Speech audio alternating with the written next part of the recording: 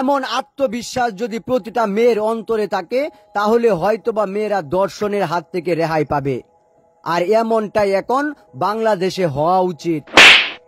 আসলে বকাটের পাল্লায় পড়ে যখন মেয়েরা ইফতিজিংয়ের শিকার হয়, সেখানে এখন দেখা মিলল সেটার ব্যতিক্রমী একটা চিত্রের, যেখানে একটা মেয়েকে রাস্তা আটকিয়েছেন বকাটে আর তাকে জুড়ে চর মেরেছেন মেয়েটা।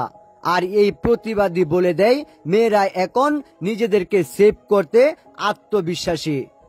হয়তোবা ছেলেটা প্রতিনিয়ত বা অনেক সময় মেয়েটাকে ইফতিজিং করে তার সাথে সম্পর্ক করার জন্য, কিন্তু মেয়েটা এখন আত্মনির্ভরশীল, নিজের প্রতি নিজের অগাধ বিশ্বাসটাই এখন তাকে সেভ করে দিয়েছে।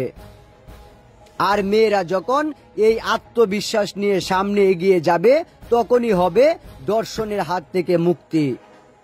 আর এভাবে যখন প্রতিনিয়ত কোনো না কোনো ঘটনা ঘটে, কোনো না কোনো নারী ধর্ষিত হয়, কোনো না কোনো নারী ইফতিজিংয়ের শিকার হয়, সেটার এখন ব্যতিক্রম চিত্রই এখন দেখা যাচ্ছে।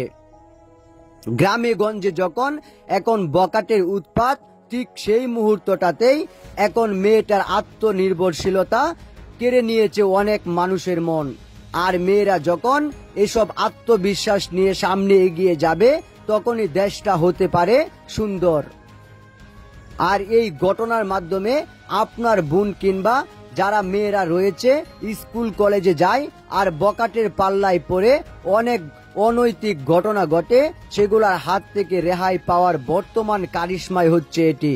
মেয়েদেরকে হতে হবে আত্মনির্ভরশীল, নিজের উপর নিজের ভরসাটাই হতে পারে নিজের প্রতি নিজের অগাধ বিশ্বাস। আর এটাই এখন প্রকাশ্যে দেখা যাচ্ছে। মেয়েটাকে যখন রাস্তা আটকিয়ে দাঁড়িয়েছেন যুবক, ঠিক কষে একটা চর দিয়েছেন। আর এটাই এখন সব থেকে বড় প্রতিবাদ হয়ে উঠেছে। আর অনেকের কাছে এখন সেটা প্রতীক, কারণ মেয়েরা এখন নিজেদেরকে সেভ করতে ব্যস্ত আর মরিয়া হয়ে উঠেছে নিজের আত্মবিশ্বাসের উপর।